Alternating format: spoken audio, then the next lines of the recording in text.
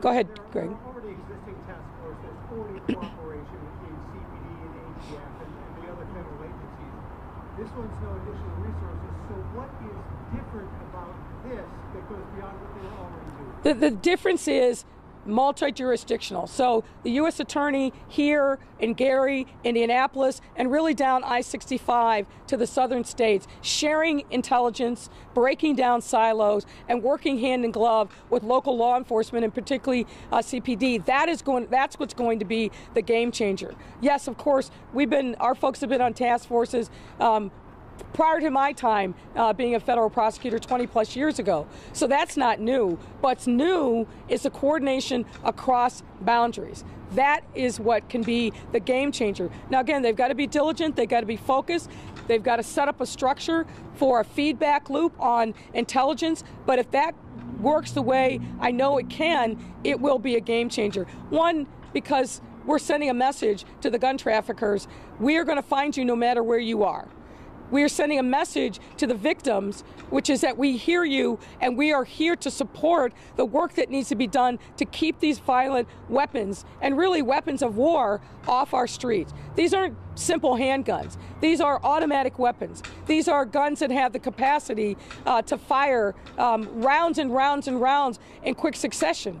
You see these things. We witnessed a video from earlier last year, and it is astounding, the firepower that's on our streets. So focus on that.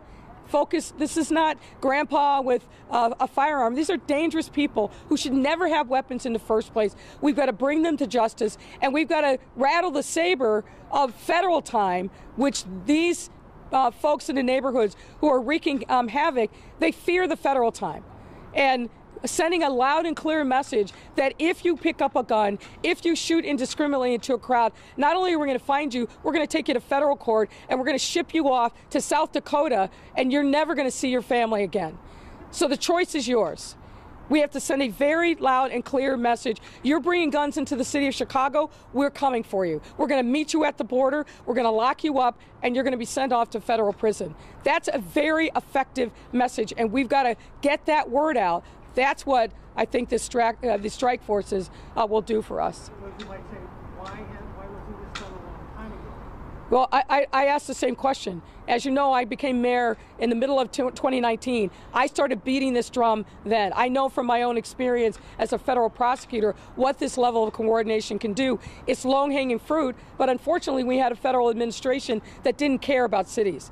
They like to villainize us, like to talk about the problems, but not come in partnership with solutions.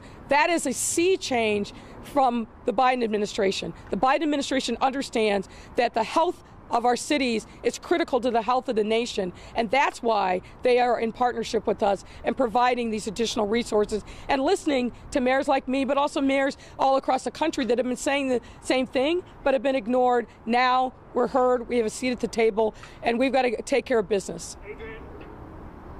Yes, sir.